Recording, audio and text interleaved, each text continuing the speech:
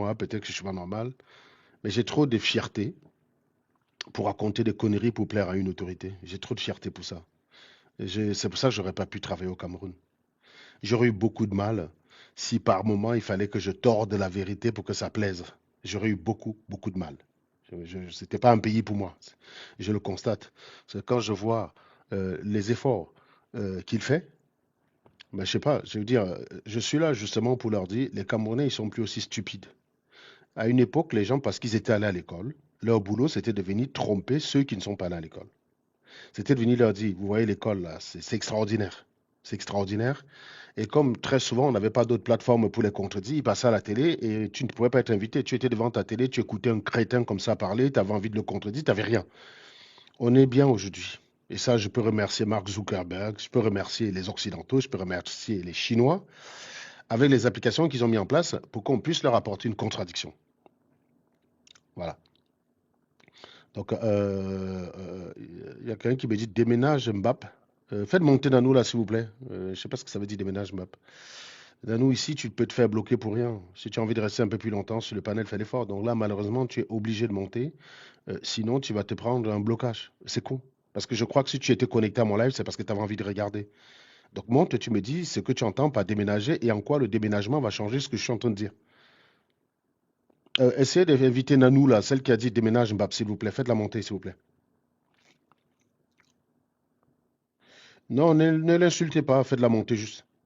Faites la montée. Limite, si elle veut m'insulter, je lui donne 2, 3 minutes, elle m'insulte et puis après elle répond aux questions. Est-ce que vous l'avez invité? Est-ce que quelqu'un l'a invité déjà? Donc je disais tantôt justement que oui, à une époque, ces gens, ils avaient les médias, ils pouvaient raconter des crétineries, mais ils n'avaient pas de contradiction, ils avaient une seule vérité. Ces gens ont un logiciel des années 90. Ils sont en train de ils mettent du temps à comprendre que le monde n'est plus pareil, que pour chaque bêtise que tu dis, on peut t'apporter la contradiction. Il y a quelqu'un qui dit, tu es une femme blanche, tu penses que tu as tous les droits. Où est le rapport? Je parle des statistiques 1,95 m. À quel moment j'ai considéré qu'avoir une femme blanche, ça va tous les droits? Faites monter 1,95 m là aussi, s'il vous plaît. C'est quoi ces commentaires débiles? Juge-moi sur ce que je dis, crétin. J'ai tous les droits de te bloquer de mon live, ça c'est clair et net. C'est les droits que m'offre l'application. Et c'est tout. Parce que mon live, c'est mon live. Si je te bloque de mon live, tu restes sur TikTok. Et TikTok peut décider que tu n'y sois plus. On a viré Makosso récemment, non? Donc, dommage d'ailleurs, parce qu'il faisait un excellent boulot contre les Aésiens, donc je regrette que sa chaîne ait été fermée. J'espère qu'il va la récupérer. Donc, tu viens me dire à quel moment, à quel moment je vous ai expliqué que parce que ma femme est white, j'ai tous les droits. Qu'est-ce que ça veut dire ça? Les gens ne doivent pas penser comme toi. Chacun a ses idées et ses raisons. Il ne s'agit pas de penser comme moi, il s'agit de faire connard. Je ne suis pas en train de te livrer mon opinion. Tu ne connais même pas mon opinion sur Chiroma Bakary. Tu ne la connais pas. Je ne vous l'ai même pas donnée parce que ça n'a aucune importance. Vous croyez que pour faire ce que je fais là, mon opinion compte?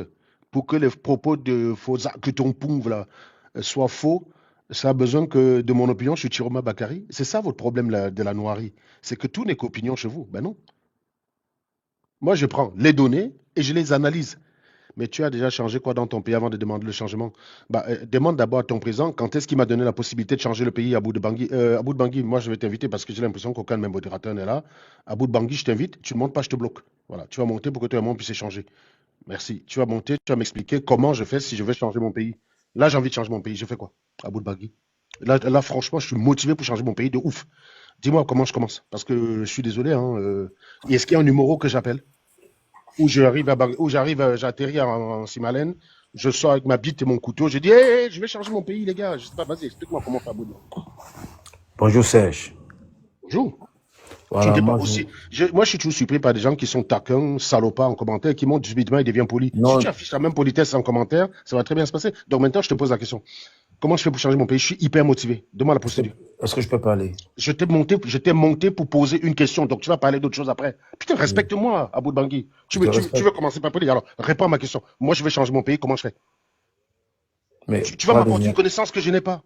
pas les investissements, Merci. pas les Pas de- apports Dis-moi décidés. comment, dis-moi comment j'investis. J'investis dans quoi? Dans les oranges, dans les ananas, je sais pas quoi. Qu'est-ce que Ceux je qui fais? ont investi au Cameroun, qu'est-ce qu'ils ont fait? Bah, vas-y, dis-moi ce qu'ils ont investi. Donne-moi les produits. Donne-moi les gens qui ont investi au Cameroun que tu Il y a des connais gens qui ont et des qui. entreprises, il y a des gens qui sont dans la diaspora, qui ont des Vas-y, entreprises au pays. donne-moi une entreprise de quelqu'un de la diaspora au Cameroun qui sert à tous les pays, au Camerounais. Donne-moi un exemple. Mais c'est vrai Donne combien de des temps tu n'es pas exemples. parti au pays? Monsieur, donne-moi un exemple. Arrête de parler. Donne-moi un exemple. Tu vas me parler des Je connais meublés? au moins tellement des exemples. Monsieur, prends le plus marquant que tu me donnes. C'est tout ce que je te demande. Prends quelqu'un qui a une entreprise qui aide le Cameroun, qui est au pays et qui aide le Cameroun. Tu vas me parler des meublés parce que si tu me parles des meublés, je te dégage, je te bloque direct. Hein, parce que les meublés, Mais c'est pourquoi les mecs de la chaque diaspora. fois tu parles de bloquer, bloquer, bloquer? C'est quoi ton délire en fait? Parce que je vais t'expliquer quelque chose. Bah, je vais Oui, t'expliquer puisque tu poses action. Regarder mon live est un privilège. Et ici, c'est nul Nantes, ciné géomètre. Mon live est fait pour les gens qui ont la méthode, la cohérence, l'honnêteté et la sincérité. Ça veut dire que quand tu dis exactement. une chose, tu peux la prouver. Quand tu dis une chose, tu l'assumes, tu démontres. Tu ne parles pas pour parler. Si tu es quelqu'un qui parle pour parler, tu n'as pas ta place dans mon live. Je sélectionne les personnes qui peuvent me regarder. C'est un droit ou pas, Abou? Mhm. Est-ce que j'ai ce droit-là? Tu as ce doigt. Merci beaucoup. Donc maintenant, je reviens à toi. Si tu veux me parler des entreprises au Cameroun, parce que tu as parlé d'aider le Cameroun, moi je veux parler d'une entreprise qui aide le Cameroun. Je ne parle pas d'un meublé. Un meublé, ça n'aide en rien le Cameroun. Hein. Et d'ailleurs, un meublé, les Camerounais, la plupart ne peuvent pas s'offrir les meublés des gars de la diaspora. Tu vois, un Ouais. meublé, c'est 50 000 francs la nuit. Donc je te mets au défi de me trouver le nombre de Camerounais capables de se payer 50 colos la nuit. Donc c'est pas pour les Camerounais. Tu sais, toi et moi, que les meublés, c'est pour les gars comme toi et moi quand on va au pays pour. Tu vois ce que je veux dire? Donc vas-y, Ouais. réponds à ma question, s'il te plaît. Donne-moi les entreprises des gens au Cameroun qui ont aidé, qui aident le Cameroun et dont les Bon, Camerounais en moi, tirent bénéfice. j'ai au moins trois amis qui sont. Monsieur, s'il te plaît, ne me raconte pas des anecdotes. Je veux des choses que Je je t'ai ne suis tapées pas sur en train de Internet, je raconter des vérifie. anecdotes. Je veux des choses J'ai que je peux trois vérifier direct. amis qui ont des entreprises. Donne-moi J'ai le nom un des ami qui s'appelle entreprises. Bernard Monsieur, Tala. Il a monsieur, une monsieur, entreprise de monsieur, monsieur, nettoyage monsieur, dans monsieur, Yaoundé, Douala, monsieur, s'il te Bafoussam, plaît, Boya, Limbe. monsieur, oh Et il s'en putain, sort très bien. monsieur, maintenant tu me parles de s'en sortir très bien. Tu m'as demandé de développer le pays. Tu m'as pas demandé d'aller m'en sortir au Cameroun parce que si c'est une question de m'en sortir, je m'en sors très bien ici. J'ai pas besoin d'aller au Cameroun. Si c'est une question de, on parle de comment on s'en sort de part et d'autre, je te dis, je m'en sors très bien ici. C'est pas ça le sujet. Tu m'as dit, tu as aidé ton pays en quoi? Donc, ce qui m'intéresse, c'est que tu me donnes un investissement d'un mec de la diaspora qui est un plus pour le Cameroun. Bon, en l'occurrence, on a établi que les meublés, c'est pas le cas. Les taxis, c'est pareil, c'est pas le cas. Hein? Mon père avait des voitures. Mon père, policier qu'il était, il avait des taxis de transport dans Yaoundé.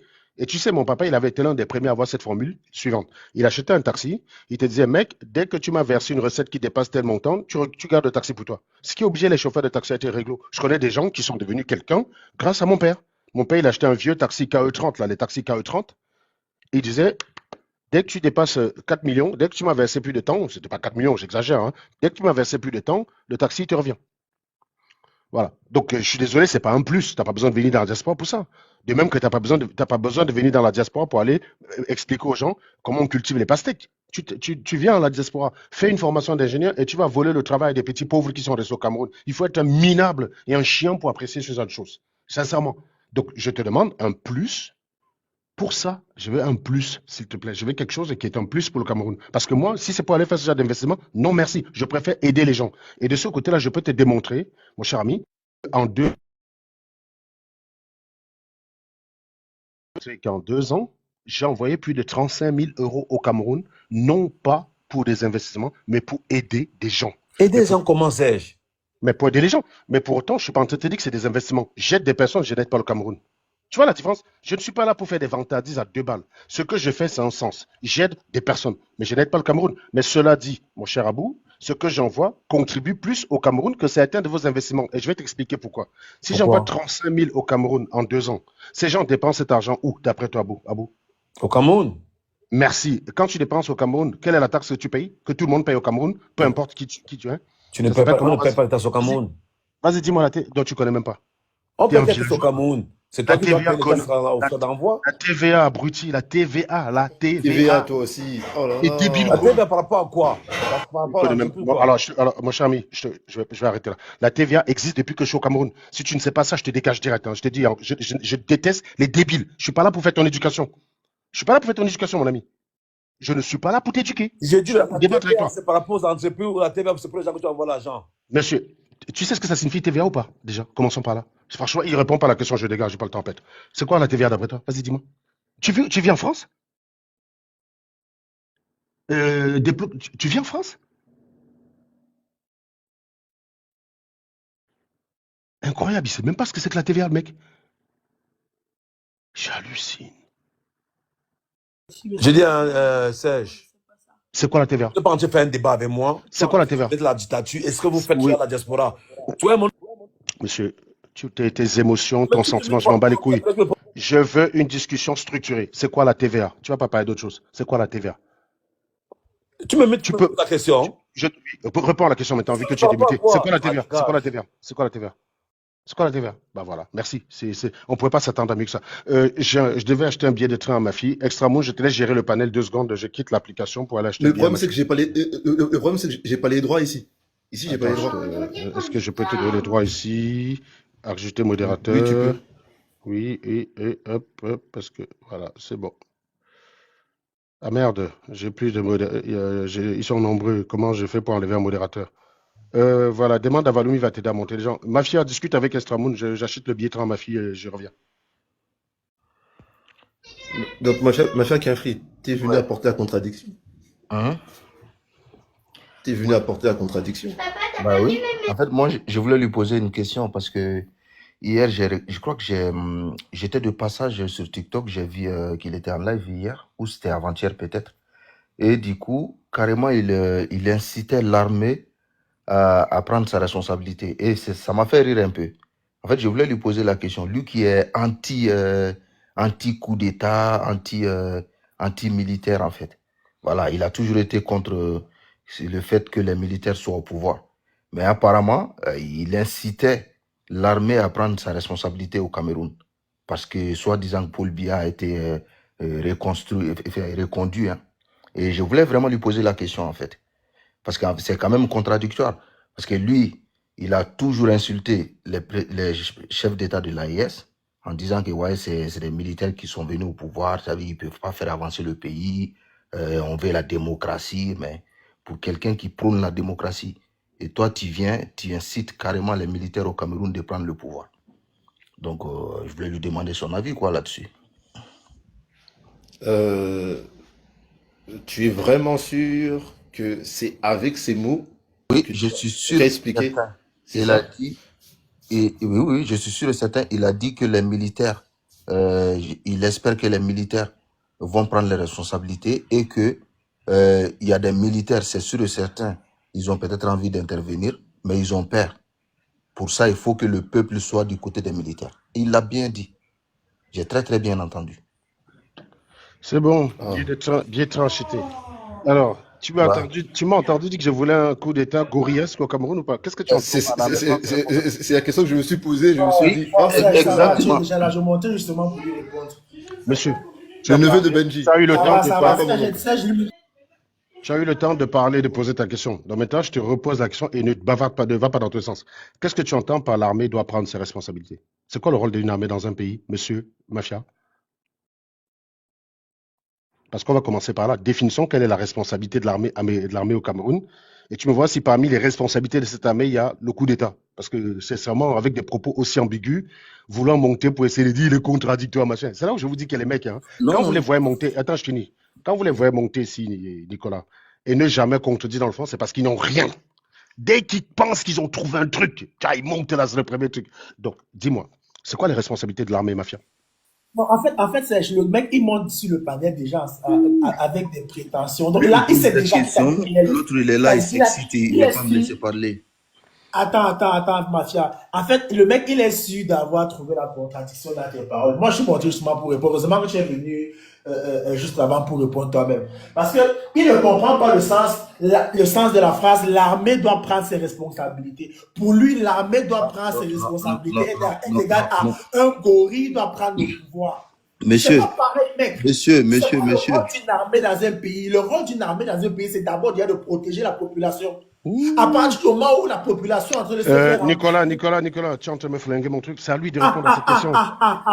C'est vrai. C'est à lui de répondre à la question. Merci. Mafia, c'est quoi le rôle d'une armée? D'accord, déjà. Quelles sont les responsabilités? Ne me dis pas déjà. Réponds à ma question directement, s'il te plaît. Quelles sont les responsabilités d'une armée? Réponds directement à ma question. Merci. Je t'ai laissé parler pendant que j'ai acheté le ticket. J'aurais pu revenir te contredire. Je t'ai laissé, tu as eu le temps de parler librement. Extramoun ne t'a pas coupé. Donc maintenant, passe à la phase technique. C'est quoi la responsabilité d'une armée? Ok, pour moi, ce que moi je sais, la responsabilité d'une armée dans un pays, en fait, c'est de protéger les gens de ce pays-là Très en fait, bien. de toute menace qui peut venir de l'extérieur ou de l'intérieur. Très bien. Merci beaucoup. Voilà. Et quand quelqu'un demande à l'armée de prendre ses responsabilités, c'est-à-dire faire quoi?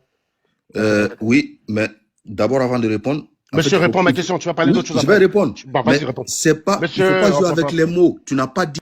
mon cher ami, je sais ce que je voulais dire et je vais te donner un conseil. J'ai cité au coup Monsieur, d'État. monsieur, ne discute jamais avec une Faire personne. Je te donne J'ai un cité conseil. au coup d'État. C'est ça. Mon cher, tais-toi 2 secondes. Si tu débloques encore ton micro, je te dégage. Si tu veux pas discuter, je te bloque direct. Il n'y a pas de problème. Et je vais répondre après que tu sois là. Tu sois plus là. Donc c'est ton J'ai choix. enregistré la vidéo. Je peux même la Merci. faire jouer. Joue la vidéo, joue-la. Joue-la maintenant, joue-la.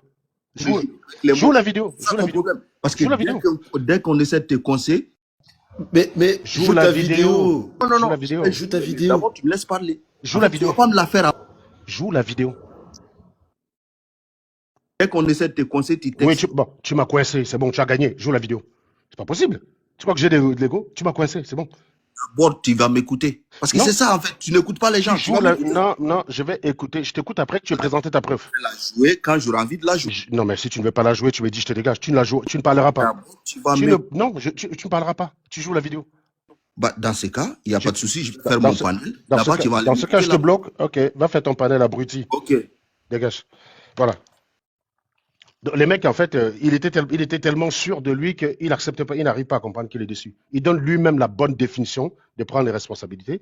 Est-ce que quand il a parlé avec toi, il a dit que j'ai parlé de coup d'État extramoun? Il a dit que j'avais appelé l'armée à prendre ses responsabilités. Il n'a jamais prononcé Non. le mot coup d'État. Oui, Maintenant après, que lui-même jamais. a défini le rôle, prendre les responsabilités, et il voit qu'il n'y a pas coup d'État dedans, il est obligé.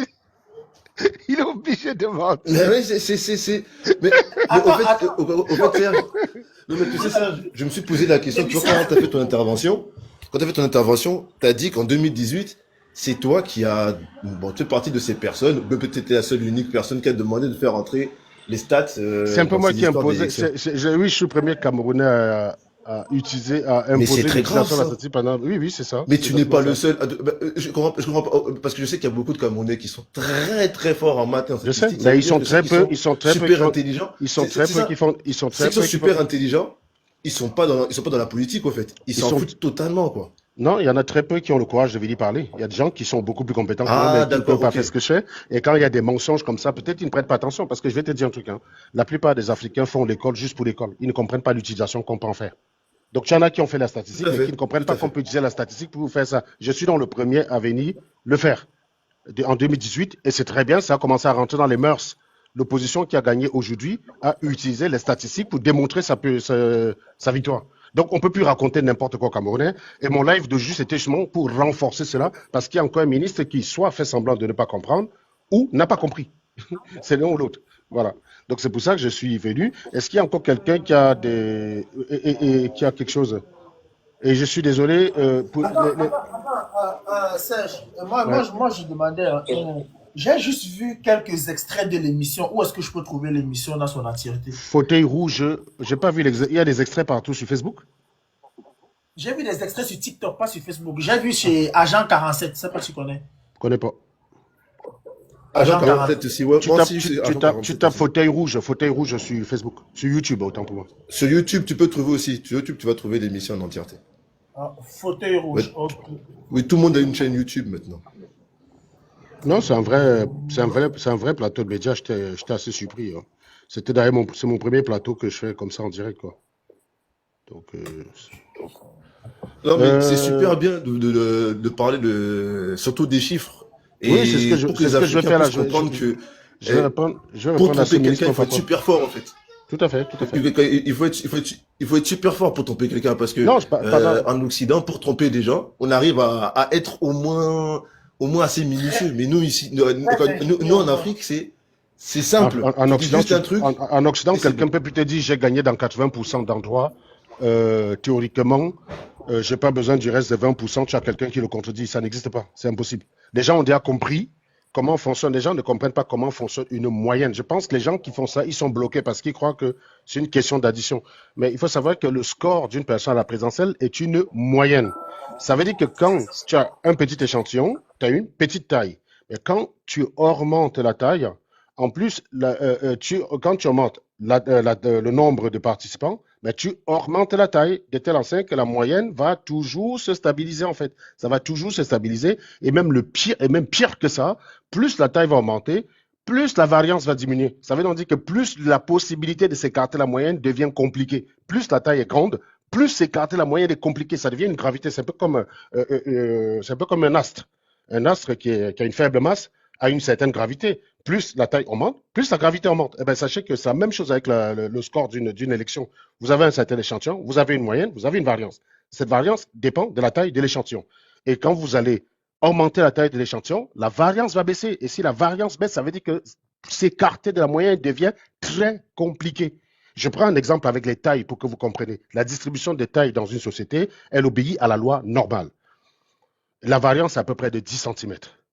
Vous allez voir que si vous vous écartez, attendez, je vais voir, je crois que j'ai noté ça quelque part. Je crois que j'ai noté ça quelque part. Comment vous allez voir la décroissance brutale qu'on a quand tu t'écartes de la moyenne avec la taille. Attendez, hop. C'est bon, j'ai retrouvé la vidéo là. Je crois que c'est ça. Voilà, voilà. Si tu prends la taille d'une personne, n'est-ce pas? Quand tu prends la taille moyenne des hommes, on est à quelque chose comme 1,67 m. Donc, mu, c'est 1,67 m. Mu, c'est la moyenne. Hein. En statistique, on utilise toujours mu pour dire la moyenne. C'est une lettre grecque, c'est l'équivalent de M en lettre grecque. Et M qui veut dire moyenne. L'écart type qui est sigma, donc c'est S, pour dire standard. S, ça vient de standard. Hein. L'écart standard, c'est 0,1 m, c'est-à-dire 10 cm. Quand tu t'éloignes, quand tu prends mu plus 10 cm, tu ne trouves qu'une personne sur 6,3. D'accord? Quand tu es au niveau de la moyenne, tu as beaucoup de gens. Hein? Mais dès que tu augmentes la taille de 10 cm, au-delà de 10 cm, tu ne trouves qu'une personne sur 6,3. Tu fais mu plus 20 cm, tu te retrouves avec une personne sur 40. Vous voyez comment ça chute rapidement? Une personne sur 40. Dès que tu t'éloignes, hein, tu as deux écarts types et tu as divisé par 40.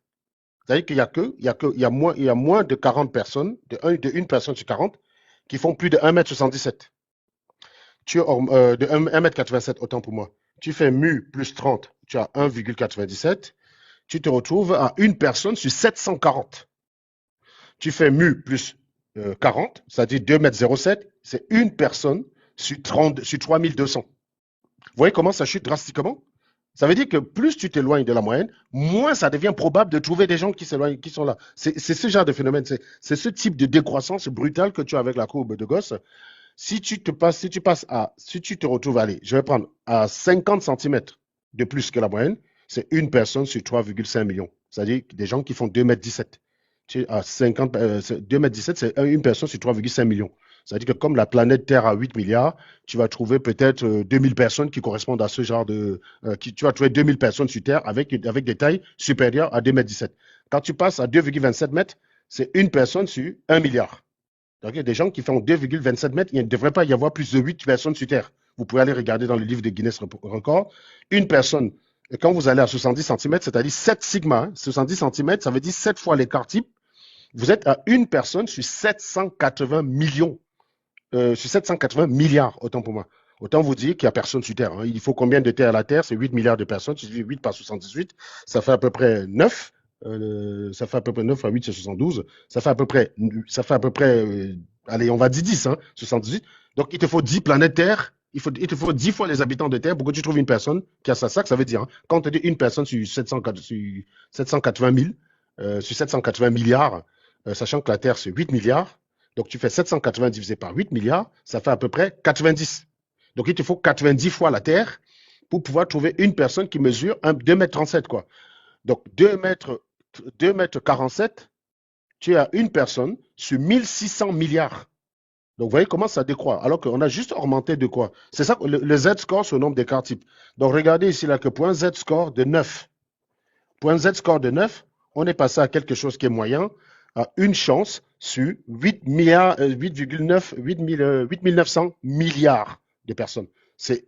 Donc, c'est ça les phénomènes avec, qui évoluent suivant la loi normale, quoi. C'est-à-dire que tout va se concentrer autour de la moyenne et quand tu t'éloignes de la moyenne, ça devient très compliqué à chaque fois que tu t'éloignes de la moyenne. C'est très compliqué. Et donc, les personnes ne comprennent donc pas que quand tu fais la moyenne, encore une fois, puisque tu rajoutes des éléments, bah, tu vas diviser par un nombre qui est supérieur à ce que tu avais avant. Par exemple, si la moyenne c'est 50%, si j'ai mu égale à 50% sur un échantillon qui a une taille n égale à 1000, si je passe à 2000, bah, la nouvelle taille c'est 2000. Donc, ce n'est pas par 1000 que je vais diviser, c'est par 2000. C'est ça qui explique la stabilité. Ça veut dire que même quand je prends d'autres scores, je rajoute, mais je divise par quelque chose qui est aussi plus grand. Et donc, si les 1000 de départ étaient représentatifs, il n'y a aucune chance qu'à 2000, ça change. C'est impossible. Et je prends encore un exemple avec les tailles. Si j'ai un stade où j'ai 1000 personnes au départ, qui sont distribuées suivant la société, 80 personnes, poids moyen 80 kg, bah, je rajoute 3000 personnes dans le stade, issues de la même société. Ces 3000 personnes viennent avec une certaine moyenne. Tu as mu échantillon 1 plus mu échantillon 2. Si tu affectes chacune des variables aléatoires par le théorème d'un certain Slutsky, tu peux considérer que la somme va converger vers la moyenne, la vraie moyenne, qui est toujours proche de la moyenne initiale, c'est-à-dire que tu vas être autour de 80 kg. Celui qui arrive, il arrive avec une moyenne de 80 kg, ben ça te fait 80 fois 3000 plus 80 fois 1000 divisé par 4000, ben ça fait 80. Voilà. Et je pense qu'il y a beaucoup de gens qui ne comprennent pas comment les scores sont calculés. C'est pour ça qu'ils pensent qu'en prenant d'autres départements, ça peut changer. C'est pas des additions. C'est une moyenne. C'est des additions et une division. Et donc, quand tu additionnes et tu divises, plus tu as des scores, plus tu as des personnes qui ont voté, plus ta taille augmente. Donc, il faut diviser par quoi? Par la nouvelle taille. C'est pour ça. Et c'est ça qu'on va voir aujourd'hui avec la réponse de Momo. Kemda qui est monté, je vais répondre à ta question éventuellement ou prendre ton observation avant de démonter Jean de Dieu Momo. Kemda Fan Club. Bonjour. Bonjour Serge, bonjour monsieur Serge, comment vous allez? Bonjour. Oui. Ok, s'il y a un thème, vous pouvez mettre au parfum du thème, mais s'il n'y a pas un thème, j'avais quelque chose à dire par rapport aux élections présidentielles qui se passent au Cameroun. Ah, donc je finis ma démonstration et puis tu pourras parler. D'accord. Merci. J'aurais besoin d'avoir l'écran grand, donc si vous pouvez descendre tous, je vous reprends tout à l'heure parce que comme d'habitude, j'ai toujours mes notes que j'aime présenter. Avec un écran grand, c'est plus pratique, s'il vous plaît. Merci beaucoup. Donc, je prends le commentaire de Dieu Jean, de Momo de Dieu Jean. Momo, il y a quelqu'un qui dit, avec quoi la loi des grands nombres entre un échantillon, alors qu'avec 10 000, la loi des grands nombres entre un échantillon de 100, bien fait, tu as 3%, après le même résultat. Non, 100 c'est pas 3%. 100, tu vas être à peu près à 5-6%. Tu vas être à 100, c'est facile à calculer. Tu fais racine de 25 sur 100. Racine de 0,25 sur 100. Ça fait combien? Ça fait 0,25, tu divises par 100, ça fait combien? 0,25 divisé par 100 égale, je fais racine, 5%. Avec 100 personnes, tu as une pression de 5%. C'est facile, hein, c'est racine de P facteur de 1 moins P sur N. Et P facteur de 1 moins P a son, a son maximum où? Parce que comme on cherche l'écart type, on va prendre le maximum de la fonction, le maximum de P facteur de 1 moins P. Si tu ne connais si tu ne connais pas P, et donc a fortiori tu ne connais pas 1 moins P, tu prends le maximum que ça peut te donner, ça te donne l'écart maximal. Et P facteur de 1 moins P, c'est la fonction X facteur de 1 moins X, elle trouve son maximum à 1,5. Le maximum de cette fonction, c'est à 1,5. La dérivée s'annule à 1,5. Et donc, ça te permet de dire, ça te permet de dire 1,5 divisé par le nombre n, c'est l'écart type. Dans l'écart type, en général, le maximum, c'est 1,5 divisé par la taille de l'échantillon. Vous voyez, c'est pas compliqué, hein, les gars. Donc, je vous donne une formule très simple. N'allez pas regarder la formule statique, ça va vous impressionner. Mais sachez que l'écart type, la marge d'erreur, c'est 1,5. C'est un quart, pardon, je dis n'importe quoi. C'est un quart, c'est la racine de 1 quart divisé par la taille de l'échantillon. Et donc, ici, là, l'échantillon, quand la taille, c'est 100, tu fais racine de 1 quart divisé par 100, ça fait racine de 1 sur 400, ça fait 1 vingtième, ça fait 5%. Donc, avec une taille, avec un échantillon de 100 personnes bien choisies, tu as une précision de 5%. Pourquoi? Parce que le vote, ça obéit à la loi normale, c'est comme ça. Tu ne peux pas aller n'importe où, c'est comme la taille. Tu ne peux pas décider la taille que tu veux. Tu ne peux pas décider que telle personne a 25 ans, il fait 2,76 m. Non, c'est pas possible. Ça va toujours se concentrer autour d'une moyenne. Donc, une personne que je ne connais pas, on me dit quelle taille il peut faire, je vais la situer entre 1,57 m, 1,47 m et 1,87 m. Là, je suis sûr à 95% d'être bon. Si je ne connais pas quelqu'un, me dit quelle taille il fait d'après toi. Ça, c'est tous les sexes confondus. Hein. Mais je vais le situer entre 1,47 et 1,87. Je sais que dans 95% des cas, je suis bon. Je suis bon dans 95% des cas. C'est ça que c'est les statistiques. Ce n'est pas de chercher le chiffre exact. Et beaucoup de gens n'ont pas compris qu'à une élection, ce n'est pas le score final qui nous intéresse. C'est l'ordre. Est-ce que les éléments que nous avons nous permettent d'établir un ordre? Parce que celui qui gagne la présidentielle, ce n'est pas celui qui gagne avec un score donné. C'est celui qui arrive en premier, connard. Donc, est-ce que les éléments qu'on a nous permettent de dire clairement qui sera le premier? Et vous savez, vos dirigeants au Cameroun, ils vous embrouillent depuis, ils ne vous disent pas ça en fait. Le but du jeu dans une présidentielle, un scrutin uninominal à un tour, c'est de dire qui va être le premier. Est-ce que j'ai un échantillon qui me permet de dire qui va être le premier? Si l'échantillon me le permet, oui, je vais le faire. S'il ne le permet pas, je ne le fais pas. Et je vais vous donner des cas de figure où ça ne le permet pas. Imaginons, j'ai un échantillon qui a 200 personnes. 200 personnes. Dans cet échantillon, j'ai Bia qui a 43% et j'ai Chiroma qui a 44,5%. Est-ce que je peux conclure à ce stade? Eh bien, allons-y, j'ai un échantillon de deux personnes. Donc, comme je ne connais pas les probabilités, je peux m'amuser avec les probabilités en fait. Hein, je peux prendre leur score chacun et calculer leur écart type, la marge d'erreur sur leur score. Je peux le faire, puisque j'ai 43% et j'ai 44% GP. Mais quand vous cherchez le maximum, on va partir avec le maximum. Si on a besoin d'aller plus loin, on va aller prendre les vraies probabilités. Le maximum, je vous ai dit tout à l'heure, l'échantillon a 200 personnes. Donc, vous faites 0,25 divisé par 200 égale. Tu fais racine. Voilà. Donc, j'ai une marge d'erreur de combien là? Mais non, mais qu'est-ce qui m'a foutu? Allez, on annule tout. On annule tout. Tac, tac, tac. 0,25 divisé par 200 égale. Et je fais racine. La racine, ça fait 3,53%. Voilà. Donc, l'écart type max. La marge, c'est plus ou moins 3,53%. Voilà la marge que j'ai à partir de cet échantillon. Donc, ça veut dire que Paul Biya, c'est 43%, plus ou moins 3,53%. Et Chiroma, c'est 44,5%, plus ou moins 3,53%. Est-ce que je peux conclure? Répondez vous-même, les gars. Avec tout ce que je vous ai expliqué, vous devriez pouvoir répondre. Est-ce que je peux conclure? Est-ce que je peux conclure? Bloquez Gibérou là. Si quelqu'un vient ici tous les jours, ne veut pas comprendre, bloquez-le s'il vous plaît. S'il y a un modérateur, bloquez-le. Si tu viens ici tous les jours et tu ne veux pas apprendre, parce que ton but c'est que Paul Biya gagne à la fin, si tu es obligé de tordre la réalité pour que Paul Biya gagne, tu n'as pas besoin d'être ici. Va ailleurs, dis que Ayop il a gagné. C'est pas grave. Tu es libre de le faire. Mais si tu viens ici, tu viens prendre. Alors, est-ce qu'on peut conclure? Non, on ne peut pas conclure. Dans ce cas de figure, on ne peut pas. C'est trop serré. Et pourquoi? Pour une raison très simple. 43 plus ou moins 3,5. On a un score de Biya qui est compris entre 39,5 et 46,5. Le score de Chiroma est compris entre 41% et 48%. Voilà. Donc, on a une plage entre les deux, 41 à 46,5, où tout est possible. Dans cette plage-là, l'un peut être au-dessus de l'autre. Vu que c'est l'ordre qui compte, on ne peut pas conclure.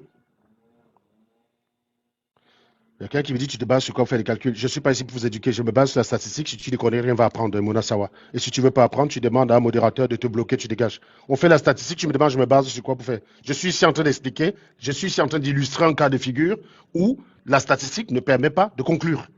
C'est l'exemple que j'ai pris. J'ai dit, imaginons, j'ai 200 bureaux de vote, j'ai 200 électeurs dans un bureau de vote que je considère représentatif des Camerounais.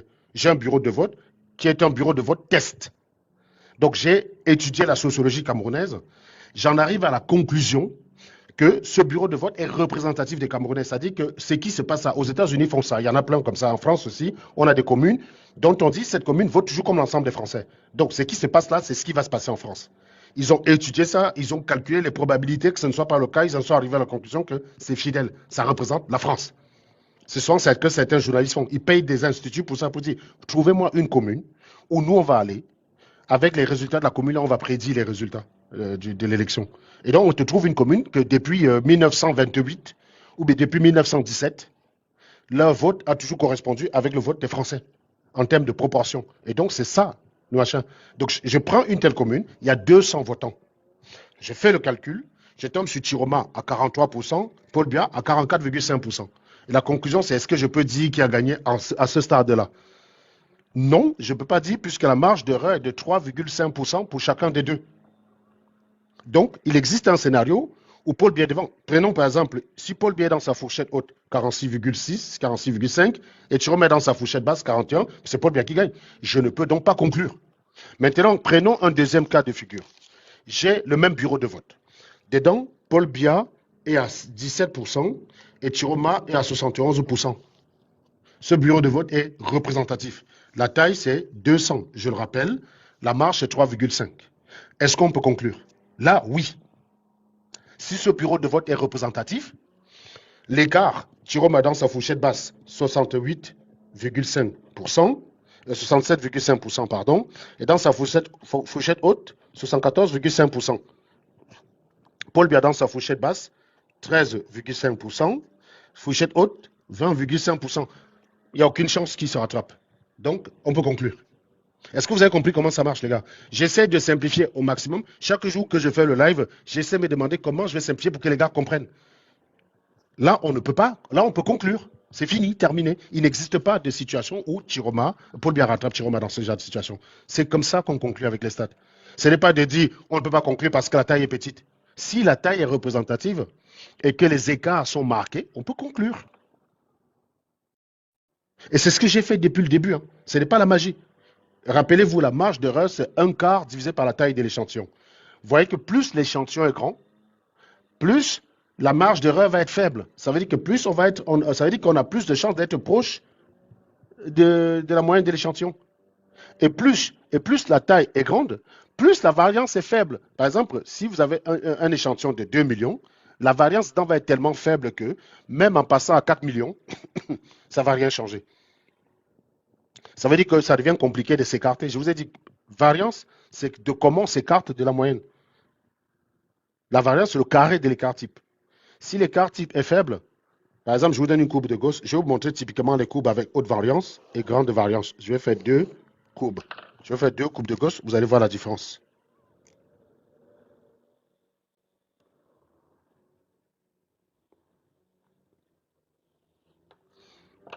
Et une courbe avec forte variance.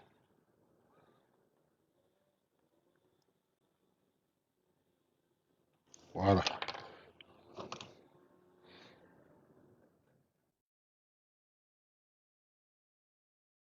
Regardez. Ça, c'est une courbe avec faible variance. Ça veut dire que si la moyenne ici, pardon, j'ai écrit mu. Si la moyenne ici, si ça c'est mu, regardez que la plupart des valeurs sont concentrées autour. La variance est très faible.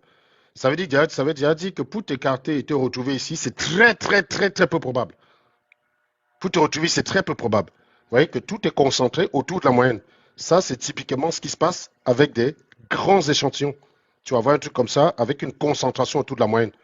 Ça veut dire que quand tu es déjà ici, là, tu es peut-être à 50 écarts type. C'est peu probable. Vous voyez comment ça chute rapidement. Et ça, c'est une courbe avec forte variance. C'est la même courbe de Gauss, mais avec une variance très forte. Elle est presque plate. Vous voyez que d'ici à là, on n'a pas encore couvert la totalité de la courbe. On a encore une grosse partie de la surface à l'extérieur. La surface, ça représente la probabilité d'un événement. Par exemple, la probabilité que ta valeur se trouve ici dedans, c'est l'air de la surface, c'est l'air qui est en dessous de la courbe par rapport à l'axe des abscisses. C'est la surface de la courbe ici. Et pour ceux qui ont fait un peu de mathématiques, c'est d'ailleurs la base de ce qu'on appelle le principe fondamental d'analyse. Hein. Intégrale de A à B de f de x est égale à primitif de A en B moins primitif de A en A. C'est le théorème fondamental de l'analyse. Ça te donne la surface qui est ici en dessous et ça te donne la probabilité que ton événement se retrouve là. Vous voyez que quand la courbe est plate avec une forte variance, cette probabilité, bien que tu sois loin de la moyenne, n'est pas non négligeable. Par contre, quand la variance est faible, Tu remarques ici que pour la courbe de Gauss, la probabilité de retrouver ici, vous voyez qu'on est presque à zéro. La courbe, elle est presque sur l'axe des abscisses. C'est quasiment zéro. C'est quasiment zéro. Vous voyez? C'est bien nul. Donc, vous voyez la différence? C'est donc ici qu'on voit l'importance de la variance. Forte variance, donc probabilité de se retrouver n'importe où, très forte, et faible variance, probabilité de se retrouver à plus de quelques écarts type de la moyenne, déjà nul. Quasiment nul déjà. Voilà. Vous avez compris en fait la différence.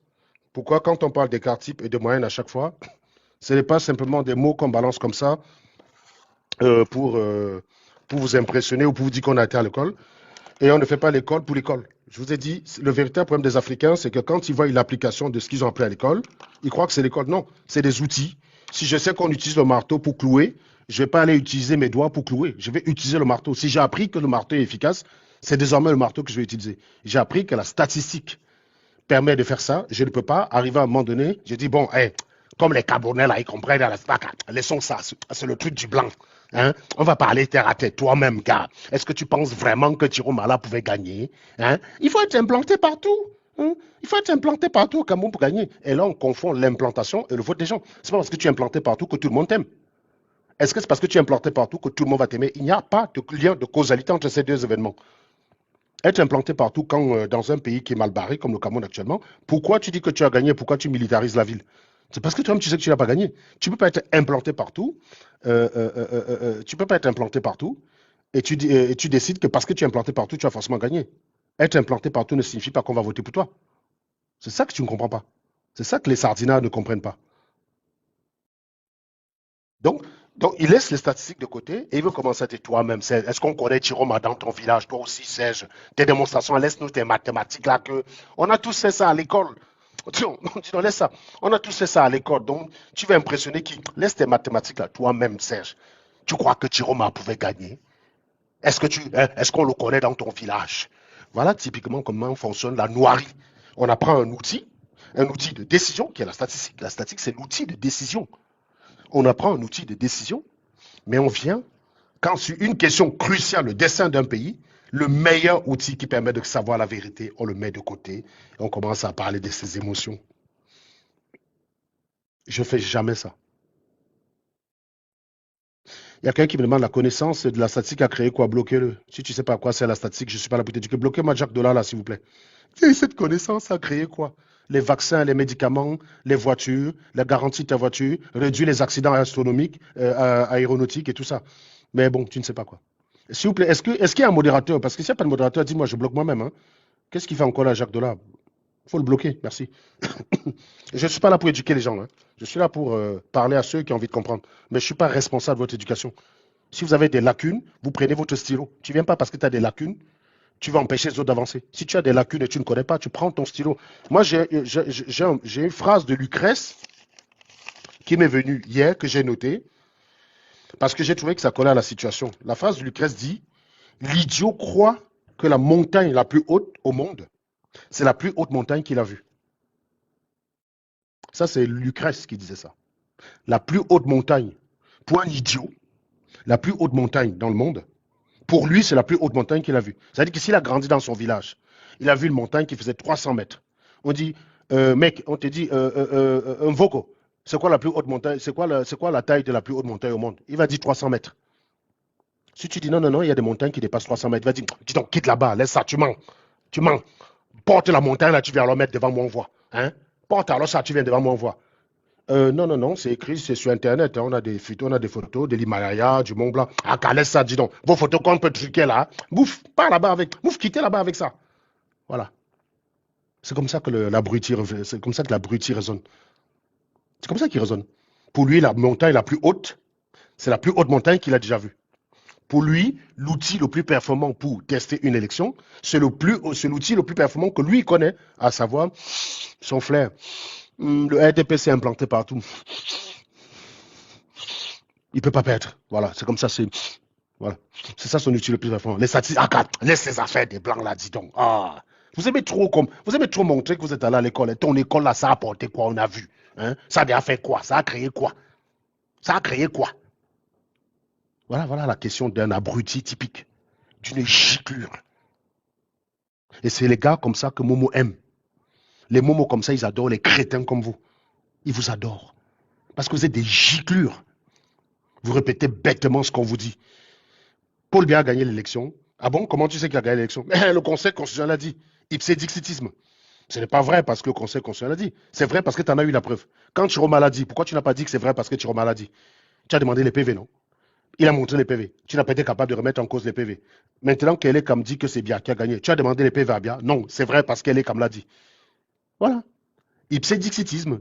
Tu es un mouton utile. Tu répètes les conneries que les mecs t'ont mis dans le cerveau. On t'a ouvert le cerveau, on a pissé dedans. Tu es là, tu répètes, alors qu'on est en train de t'entuber. C'est ton argent qu'ils vont bouffer, mec. T'es Camerounais. C'est ton argent qu'ils vont manger. Ils vont se graisser, ils vont jouir avec le pognon qui te revient. Et tu es là pour répéter les phrases utiles pour les aider.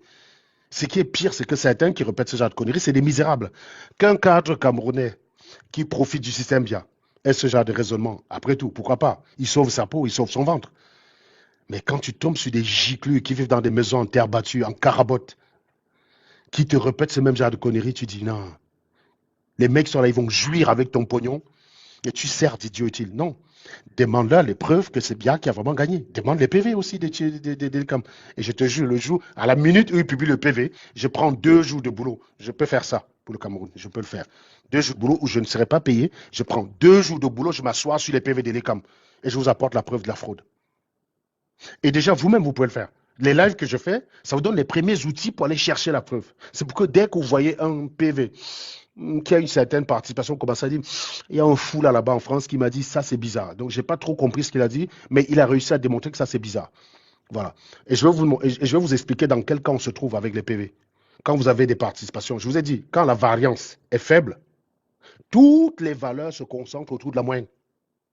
Dès que tu t'éloignes de Mbindi comme ça, là, Mbindi comme ça, parce que Mbindi, là, pour toi, c'est pas ça qui compte. C'est pas parce que c'est Mbindi pour toi. Mbindi en termes d'écart type. Parce que le Mbindi, là, pour toi, qui est comme ça, là, n'est-ce pas? Ça peut être 800 écart type. C'est ce qu'on appelle en statistique le Z-score.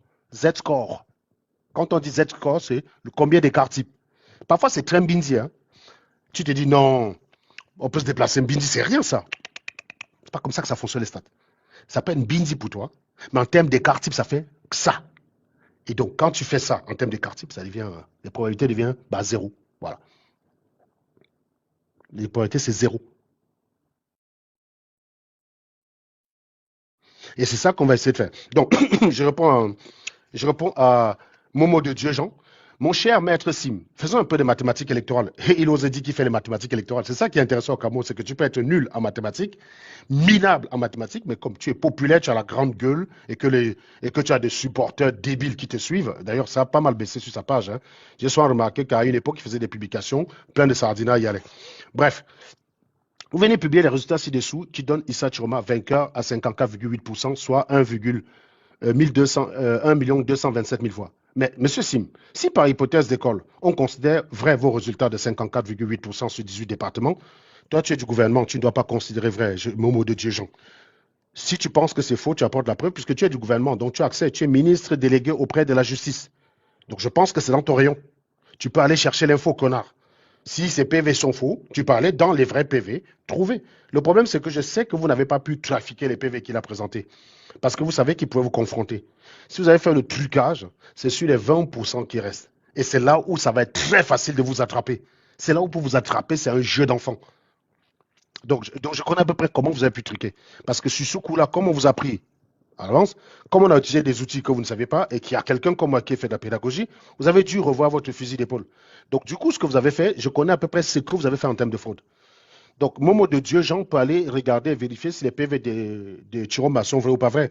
Et j'imagine que s'il arrive à trouver des couilles là-dedans, il n'aura aucun mal à le prouver. Il n'aura aucun mal à prouver que Chiroma est un menteur. Et ce serait beaucoup plus parlant. C'est-à-dire que même moi, il va me couper le sifflet. Parce qu'il te suffit que les données de Chiroma soient fausses pour que toute l'analyse que je fais là part à la poubelle. L'analyse que je fais là dépend de l'authenticité des PV de Chiroma. Il te suffit de prouver que ces PV sont faux et tout ça va à la poubelle. C'est-à-dire que les proportions que j'ai ici ne correspondent pas à la réalité. Et donc, toute l'analyse là devient fausse.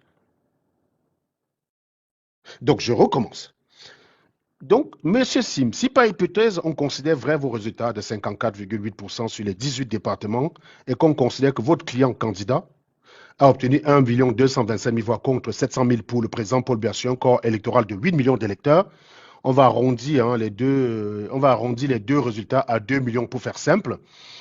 Mais où sont partis les 6 millions d'électeurs restants sur les 8 millions? Ben ça, c'est une question que tu n'as pas posée en 2018, Momo de Dieu Jean. En 2018, il y avait aussi 7 millions d'électeurs. Il n'y a que 3 millions qui ont voté. Paul Biya a gagné avec un taux de participation inférieur à 40% en 2018. Allez regarder les résultats de 2018. Regardez les résultats finaux. Le taux de participation restait à peu près, bloquez-moi en goula, là, les bamileke, le mensonge est naturel chez vous. Mais quand on ment, montez, prouvez. Parce que là, pour le coup, c'est Momo qui ment. J'espère que Momo, pour toi, c'est un bamileke. Parce que je suis en train de prouver qui vous ment. Quand on est en train de vous démonter, vous croyez qu'avec le tribalisme, vous allez avoir les gens. Tu crois, vous êtes vraiment débile, en fait. Quand tu n'as que le tribalisme comme argument, il faut te poser des questions. Donc,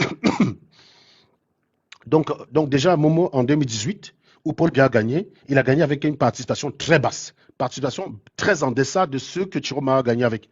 Donc ça veut dire qu'il y a beaucoup plus de gens qui ont voté pour Chiroma que Paul Biya. Bon, continuons. Je crois que le score final de Paul Biya, c'était... Vous lui avez donné combien? Un score de 2 millions, un truc comme ça, là, non? 74%. 2 millions divisé par 0,74, ça te donne le nombre de personnes qui ont voté. Ça te donne tout le nombre total de votants. Voilà. Et dans les scores que Cam te avait présenté, je crois que c'était 38% pour les deux, c'était 1,3 million chacun. Ils étaient à 1,3 million chacun. Donc tu fais 1,3 million divisé par 0,38, tu trouves le nombre de votants en 2018. Tu n'as pas posé la question où était passée la différence. D'ailleurs, on peut faire la même chose. Hein. Je peux faire 1,3. 1,3 divisé par 0,38. Ça donne 3 400 000 personnes qui ont voté. 3 400 000 au total qui ont voté en 2018. Donc, si je prends même le score de Paul Biya, 0,74, je fais, c'était à peu près 2 millions divisé par 0,74. Vous voyez, on est à peu près là, on est à peu près 2, on est à peu près à 3 millions pareil. Donc, sachez qu'on avait déjà les mêmes, on avait déjà les mêmes commentaires. Il y a quelqu'un qui me dit, Wifi et Kanga dit que Chiroma n'a pas gagné. Bah, je vais te muter. Tu vas monter ici, me donner l'argument qu'il t'a présenté. Ne venez jamais me répéter les propos des gens ici sans me dire en quoi vous avez jugé ça faux ou en quoi vous avez jugé ça vrai. Venez me dire, tel a dit que c'est l'ipsédiscritisme. Ce n'est pas autorisé ici. Donc toi, tu as la chance, tu es juste muté. Prochain coup que quelqu'un vient me dire, un tel a dit que, tu le bloques direct. Moi, je passe le temps à faire des démonstrations. D'accord? Je ne paie pas 2 heures. Je suis pendant ma pause, je ne suis pas allé manger. J'aurais pu aller manger. C'est ma pause là. Je prends ma pause pour faire des démonstrations, tu m'apportes des propos reportés par un abruti. Mais il ne faut pas déconner, les gars, il faut arrêter à un moment donné. Donc, prochain coup, on te bloque, connard. Mais Kanga dit que Chiroma n'a pas gagné. Bah oui, vu que c'est Kanga qui le dit, c'est vrai. Mais quelle est la différence entre toi et un Sardina qui dit que Paul Biya a gagné parce que Atangana a dit? Quelle est la différence entre toi et moi et lui? Quelle est la différence entre toi et lui? Mais vous êtes con ou quoi dans cette vie? Je ne veux pas que les gens aient dit que Chiroma a gagné parce que Serge l'a dit. Serge l'a démontré. Peut-être tu ne peux pas comprendre la démonstration. Tu présentes la démonstration au gars, tu dis, paye un statisticien, si la vérité t'intéresse, paye un statisticien, il analyse ce que la personne dit et il monte bien. Je suis allé sur un live l'autre jour, hier matin, c'est un live d'un Camerounais qui vit au Canada. Il me disait que oui, mais Serge, tu n'as pas pris en compte machin budget. Je lui disais que, mec, quand tu as l'écart comme celui-là, tu peux prendre les valeurs encadrantes. Si ça montre que Chiroma a gagné, tu peux conclure. C'est ça que les Camerounais sont débiles. Ils pensent parfois que dans tous les cas, on doit avoir la précision. Je lui ai dit que dans mon calcul, j'ai pris en compte ce qu'on appelle l'effet de grappe. L'effet de grappe, il est au maximum de 20%. Tu ne peux pas avoir un effet de grappe au-dessus de 20%. C'est la réalité physique. Physiquement, c'est impossible. Au-delà, ça devient la fraude. Au-delà de 20%, ça devient une fraude organisée. Pas une fraude, mais une incitation organisée. C'est-à-dire quelqu'un qui arrive dans un village, il paye les gens pour qu'ils aillent voter pour une personne. Ça arrive. Voilà, on donne la sardine à tous les gens du village. Tu vas dans un village de Pygmée, tu leur donnes la sardine, tu dis allez voter pour une personne. Mais à l'échelle nationale, c'est négligeable parce que tu ne peux pas faire ça dans tout le pays. Donc l'effet de grappe, c'est 0,2% max. Mais quand tu prends cet effet de grappe là maximum et que Chiroma gagne quand même, ben, tu as pris toutes tes prudences. Est-ce que j'ai besoin de connaître exactement l'effet de grappe? Je n'ai pas besoin de savoir qu'il est. Je sais qu'il se situe entre 0,5 et 0,2. Mais je prends 0,2, Chiroma gagne. Je prends 0,5, Chiroma gagne. Le meilleur des cas, c'est 0. Parce que quand tu as 0 effet de grappe, avec un tout petit échantillon, tu peux conclure.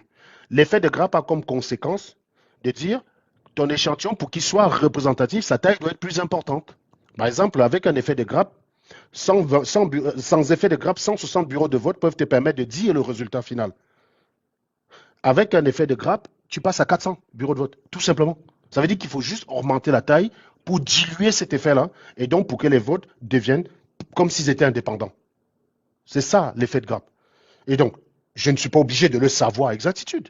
Je suis obligé de le savoir si ça a un impact sur le résultat. Encore là, si on est dans des situations où c'est 30% et 35%, oui, je ne peux pas conclure. On aurait un genre des cas comme ça, je n'aurais pas les conclusions que je suis en train de faire depuis.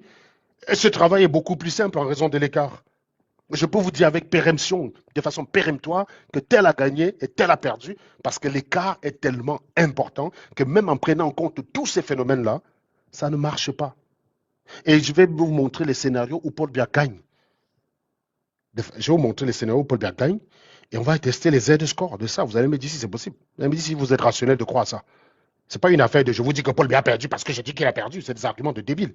Hein? Donc, continuons avec notre ami. Mais où sont partis les 6 millions de restants sur les 8 millions? Tu aurais dû poser la question en 2018. On t'a nommé ministre avec moins de 3 millions de personnes qui ont voté à l'élection au total.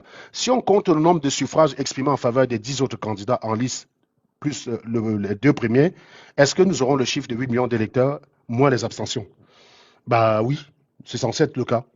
C'est censé être le cas, oui. Le nombre de personnes qui ont voté, selon les personnes qui ont voté pour Chiroma, qui ont voté pour Paul Biya et qui ont voté pour les autres. C'est juste une simple addition, Momo.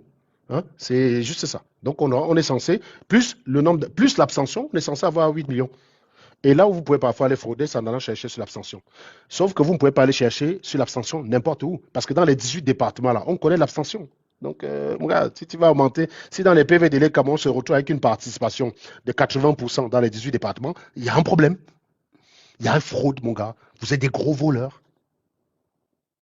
Continuons. Est-ce que vous pensez sérieusement aller en guerre avec vos 1,2 million de votants contre 28 millions de Camerounais qui veulent la paix? Argument du non.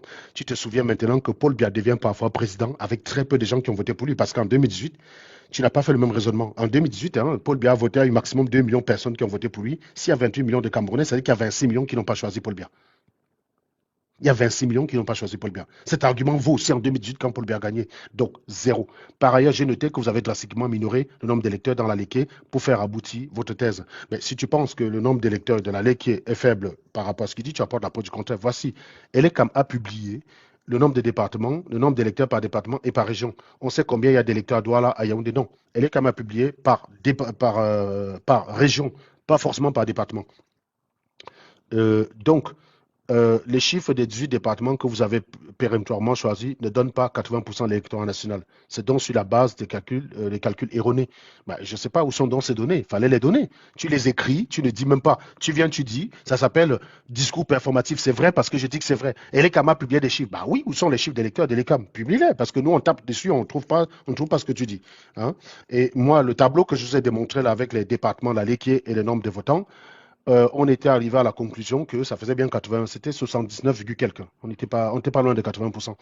Donc, monsieur, prenez vos calculettes et éventez cette supercherie basée sur une prétendue victoire dans 18 départements sur 58 qui ignore la puissance de 40 départements récents. La puissance des 40 départements récents, on va la tester ensemble, mes chers amis. Et là, le père Serge, il ressort ses petits feuilles, comme d'hab. Hein, j'aime ça. Et on va conclure là-dessus. Donc, les données sont les suivantes. 80%.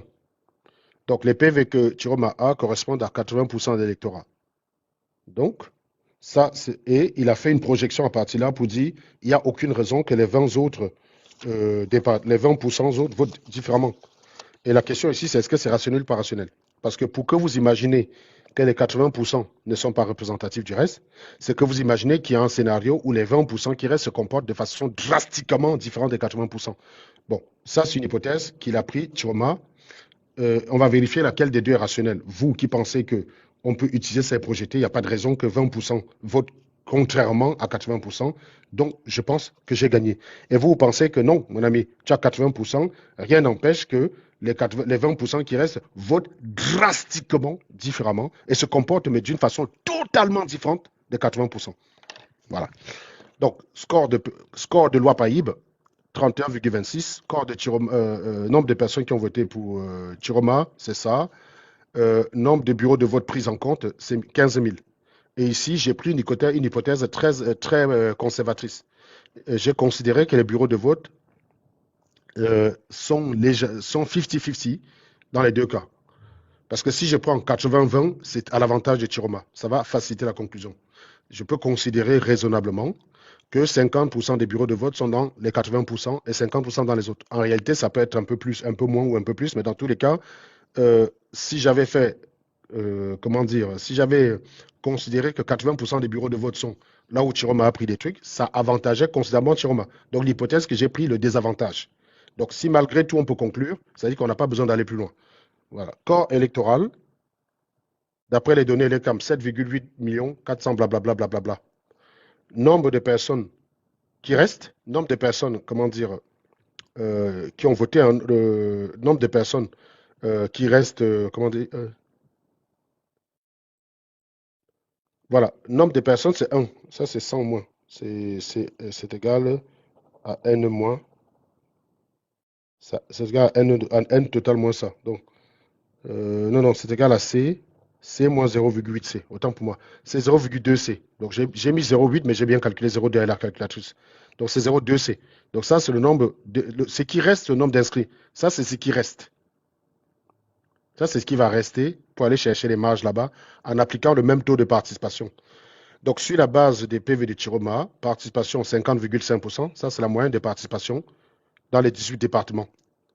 Donc, il y a à peu près 50,5% de participation. Donc, je considère que la moyenne, c'est mu égale ça. L'écart type, c'est 6%. Bureau de vote, c'est ça. Donc, maintenant, je cherche deux cas de figure. Dans le reste des départements, on a 80% de participation et Paul Biya fait 80%.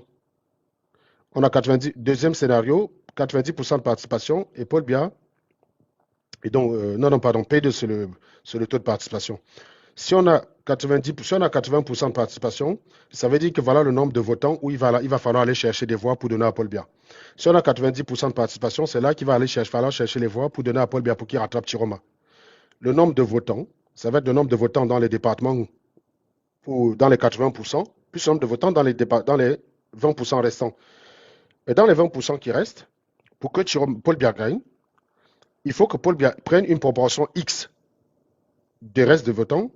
Et Chiroma, qu'est-ce qu'il lui va prendre? Il va prendre 1 moins A moins X. A, c'est la proportion des autres, dans les Cabral et compagnie là. Donc, Chiroma ça va être le nombre de votants pour Chiroma dans ces 18 départements. Et le nombre de... Donc ici, c'est 1. Hein. Ici, j'ai mis 2, mais ici, c'est 1.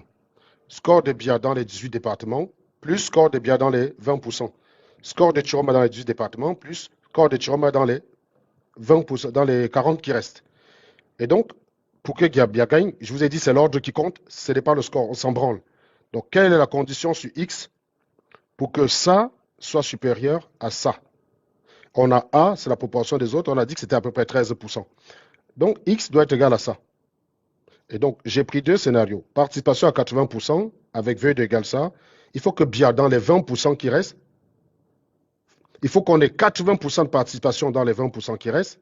Et il faut que Biya gagne là-bas à 64,3%. Donc, c'est la conjonction de deux événements hautement improbables. Comprenez bien, hein? Pour que Biya gagne, il faut une participation de 80% dans les 20% qui restent. Et il faut que dans ces 80%, il faut que dans ces départements, Biya réalise 64,3% de suffrage. Si on a une participation à 90%, donc ça donne un nombre de voix total de ceci. Dedans, il faut que Biya aille chercher 62%. Donc, vous voyez bien que plus il y a de la participation, moins Biya a besoin d'efforts pour gagner. Donc, on passe de 104,3% à 62%. Voilà, vous comprenez. Donc, pour que ces résultats-là ne puissent pas permettre de conclure, il faut à peu près des scénarios de ce type. Il faut à peu près des scénarios de ce type dans les 20% qui restent. Donc, maintenant, on va chercher la probabilité d'avoir ces participations-là si on suppose les 80% représentatifs. Il n'y a aucune raison. Hein. J'ai déjà démontré en quoi ils sont représentatifs dans une précédente vidéo. Ils sont représentatifs pour une raison très simple. Hein. Je l'ai dit, plus la taille augmente, plus la variance diminue. Donc, on va la voir ici d'ailleurs. On modélise la moyenne des bureaux de vote par une variable aléatoire que je vais appeler X bar. X bar, c'est la moyenne des bureaux de vote, la moyenne de vote, de participation. C'est la participation dans les bureaux de vote. Donc, X bar va suivre une loi normale de paramètre mu, qui est la moyenne de l'échantillon de Chioma, et écart type au carré sur N. N, c'est la taille totale de l'échantillon. Donc, on a ça. N, c'est le nombre de bureaux de vote, autant pour moi. Donc, ça, c'est la moyenne par bureau de vote. N, c'est le nombre de bureaux de vote. On a dit qu'il restait 13 053 bidules. Vous voyez donc ici que l'écart type est plus important que si j'avais pris, par exemple, 80-20, ça aurait été plus sévère pour Paul Biya. Donc, ici, on est très conservateur. On se retrouve avec un écart type de 0,0468%. Vous voyez que plus la taille est importante, plus l'écart type est faible. Et donc, plus ça devient compliqué de s'éloigner de la moyenne. C'est ce paramètre-là qui va nous intéresser. Donc, on va chercher le Z-score de ça en supposant la loi normale. 80%, participation à 80%. Ça veut dire qu'on s'éloigne de 0,80 moins 0,505, qui est la moyenne normale, divisé par l'écart type, ça donne 630. Le Z-score, c'est de 630. Tout à l'heure, je vous ai montré qu'avec la taille, quand on avait un Z-score de 9, on se retrouvait déjà dans des trucs où il fallait des millions de planètes pour que ce soit possible. Donc, c'est à peu près la même chose ici. C'est un Z-score de 630. 90%, si on a une participation à 90%, la probabilité d'une participation à plus de 90% correspond à un Z-score de 844. Dans les deux cas, la p-value, elle est presque nulle. Hein.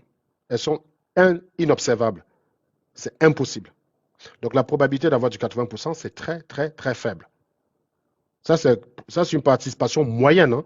Bien sûr, tu vas trouver un bureau de vote où il y a 3 animaux, et les 3 animaux vont voter Paul Biya. Donc, ça fait un taux de participation à 100%. Moi, ce genre de choses ne marche que sur des petits événements. Mais quand tu commences à avoir une taille importante, ça devient impossible.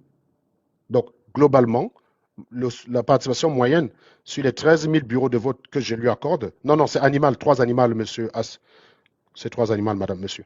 3 animaux. Il faut respecter les animaux sur ma chaîne. Hein. Tu ne vas pas quand même confondre un sardinat qui a pris le pain sardine et qui vote à un chien. Le chien a quand même plus d'intelligence. Donc, je les appelle les animaux. Merci. Et donc, p-value inobservable. Et je peux même dire, ça, c'est avec la loi normale. Mais vous pouvez me dire, ouais, mais bon, la loi normale, c'est un peu sévère, Serge. D'accord. Je prends la moins sévère. Je prends la borne des bien-aimés Tchebichev. Donc, je fais la même chose. Probabilité d'avoir un score moyen supérieur, une participation moyenne supérieure à 0,8, c'est 2,5 chances sur 1 million. On a 2,5 chances sur 1 million d'avoir une moyenne de participation sur les 20% supérieure à 0,8. Pour 9, on a 1,4 chances sur 1 million d'avoir une participation moyenne supérieure à 0,9. Donc, on est sur des événements hautement improbables. Même avec la borne de Tchebichev ultra prudente, on est très faible. Donc ici, avec la loi normale, c'est quasiment 0, inobservable. Ici, on est toujours très faible. Donc, voilà les scénarios où loi Pailly peut gagner. Donc, si on postule que les 80% sont représentatifs, la part de Biya dans les 20% devrait être du même ordre que ça. Ça, c'est l'hypothèse rationnelle. Et c'est l'hypothèse qu'a considéré Chiroma. Donc, je suis en train de vous faire la démonstration de ce qu'il a écrit, Chiroma. Donc, si les 80% sont représentatifs, il n'y a pas de raison que le score de Biya ne soit pas ça. Ce score de Biya dans les 20% ne devrait pas s'éloigner de ça. Et si tu veux même chercher le Z-score, du score de Biya dans les 20%, eh ben, tu trouves des Z-scores de 927 si on a une participation à 80%, et un Z-score de 984 si on a une participation à 90%. C'est faramineux. Ça donne une p-value égale à 0. Donc, pour que Paul Biya gagne, il faut une combinaison comment dire, il faut une combinaison d'événements hautement improbables. Ici, ça, c'est le Z-score de Biya faisant 70% dans ces bureaux de vote-là. C'est hautement improbable. Donc, pour que Paul Biya gagne, il faut une conjonction de 2 événements hautement improbables. Je rappelle quand même que dans les petits départements, tu as des départements qui sont du sud-ouest, par exemple, qui ne peuvent pas voter Paul Biya à 100%. Voilà. Donc, conclusion, pour que Biya gagne, il faut une conjonction de 2 événements quasi impossibles. Quand on dit quasi impossible, c'est pour être gentil. Hein. En probabilité, on ne dit jamais 0. Voilà. Bon, j'ai oublié de conclure. Je voulais conclure, mais quelqu'un m'a appelé, j'ai oublié de conclure.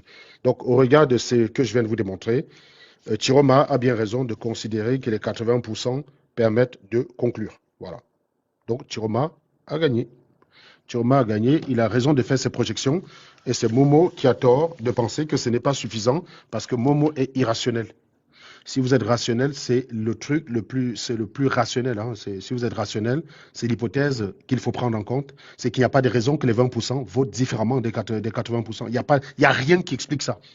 Si tu veux dire que ce n'est pas le cas, il faut que tu expliques la force qui va faire que les 20% votent drastiquement et se comportent, parce que c'est un comportement totalement drastique, hein, c'est-à-dire que déjà, ils ne se comportent pas comme les 80%, parce qu'ils vont massivement voter, et vont massivement voter Paul Biya.